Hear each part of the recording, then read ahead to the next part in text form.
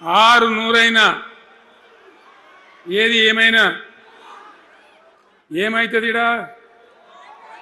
100% మళ్ళా BRS government వస్తుంది.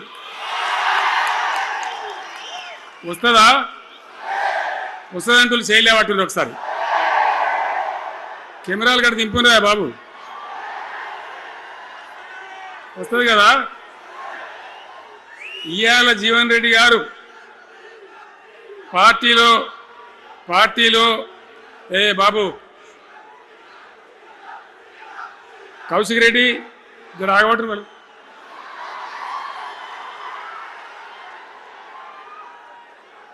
పార్టీలో పనిచేసి పార్టీ కోసం సేవ చేయడమే కాదు, రేపు భవిష్యత్తులో బీఆర్ఎస్ గవర్నమెంట్ ఏర్పడిన తర్వాత కూడా బ్రహ్మాండమైన పదవిలో ఆయన అద్భుతమైన సేవలు మీ జిల్లా మొత్తానికి అందించబోతాడు. తెలంగాణ రాష్ట్రానికే ఆయన సేవలు అందించబోతాడు. ఇది నా మాట, కేసీఆర్ మాట అని నేను జగిత్యాల గడ్డ మీద చెప్తా ఉన్నా. నేను ఎక్కడన్నా మాట ఇచ్చినంటే తప్పలే. కాబట్టి జీవన్ రెడ్డి గారిని మీరు జగిత్యాల మందం మీరు యుద్ధం చేయాలి. యుద్ధం చేసేదానికి ఆయన ముఖాబిలా మనిషే లేడీడా, మీరు సరిపోతారు. ఆయన నాకు అప్పచెప్పాల బయట పనిచేయడానికి.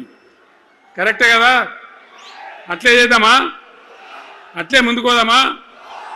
జగిత్యాల యుద్ధం మీ వంతు, తెలంగాణ యుద్ధం మా వంతు. ఓకే కదా? ఇప్పుడు ఏమైతుంది? గింతే మనది మనం అనుకొని పోదాము. మరిగా బంద్ చేయండి బాబు. మీరు ముద్దుమంతులకు చెప్పండి వాళ్ళకు. తెలంగాణ చాలా భయంకరమైన పరిస్థితులలో ఉండే, దుఃఖం వచ్చేది, ఏడుపు వచ్చేది. ఎమ్మెల్యేలుగా ఉన్నా ఏం చేయలేని పరిస్థితి. ఆగమాగం అడివేడివి కదా. ఎట్లా ఉండే తెలంగాణ మనం చూడలేదా? తెలంగాణ రాకముందు ఎంత భయంకరమైనటువంటి బాధలుండే, ఎంత కష్టం ఉండే. ఎవడన్నా తెలంగాణని మాట్లాడేవాడు ఉండనా? అసెంబ్లీలో అక్కడిక్కడ కాదు, అసెంబ్లీలో కూడా ఒక ఆయన పాపం ప్రణయ్ భాస్కర్ అని వరంగల్ ఎమ్మెల్యే ఉండే, ఏదో విషయంలో ఆయన మాట్లాడబోతే, తెలంగాణని మాట్లాడబోతే తెలంగాణ జాంతానే మాట్లాడదా, ఏది అసెంబ్లీలో తెలంగాణ అనద్దు అని నిషేధం. అంత భయంకరమైన వివక్ష, అంత భయంకరమైన దాడి. మన భాష మీద దాడి, మన బతుకు మీద దాడి, మన నీళ్ళ మీద దాడి, మన ఉద్యోగాల మీద, మన వనరుల మీద, మన ఆస్తుల మీద మొత్తం దోపిడీ చేయడం తప్ప ఇక్కడికి ప్రజలను బికారీలాగా వదిలిపెట్టినారు. రైతాంగం ఆగమాగం అయిపోయి చెట్టుకోలు గుట్టకోలు అయిపోయింది. ఇంత ఎస్ఆర్ఎస్పి కాలువ ఉన్నటువంటి మెట్టిపల్లి, జగిత్యాల, సొప్పదండి ఇట్లాంటి ప్రాంతాల నుంచి కూడా దుబాయ్కి, బొంబాయికి వలసలు. పాలమూరు జిల్లా అయితే భయంకరమైన వలసలు. ఎంతకు పోయింది తెలంగాణ అంటే, కొన్ని పార్టీలు సరే వాళ్ళు చేసింది మంచిదా చెడ్డదా పక్కకు పెడితే దుఃఖం వచ్చేది, బాధ కలిగేది, ఆవేశం రగిలేది. మహబూబ్ నగర్ జిల్లాలో 190 మంది యువకులు వలస.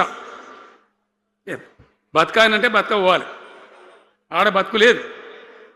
ఉన్న ముసలోళ్ళకు, ముడిగోళ్ళకి ఇంత డబ్బులు వాళ్ళు పంపిస్తే కంట్రోల్ బియ్యం కొనుక్కొని తిని బతకాలి.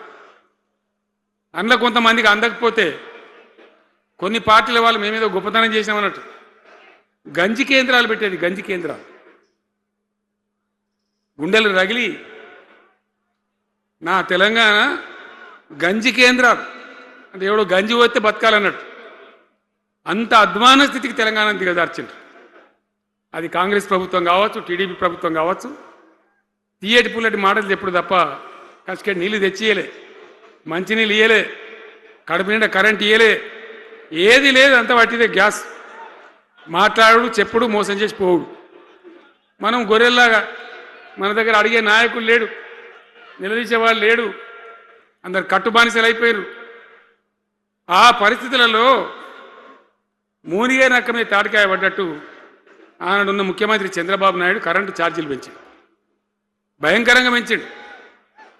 తెల్లారి నేను ఒక ఉత్తరం రాసిన, నీ కరెంటు ఛార్జీల పెంపుదల వాపస్ తీసుకో, లేకపోతే ఈ సమైక్య రాష్ట్రంలో మాకు న్యాయం జరగదని నేను ఉద్యమానికి పోవాల్సి వస్తుంది, తెలంగాణ కోసం కొట్లాడాల్సి వస్తుందని చెప్పి రాష్ట్రం.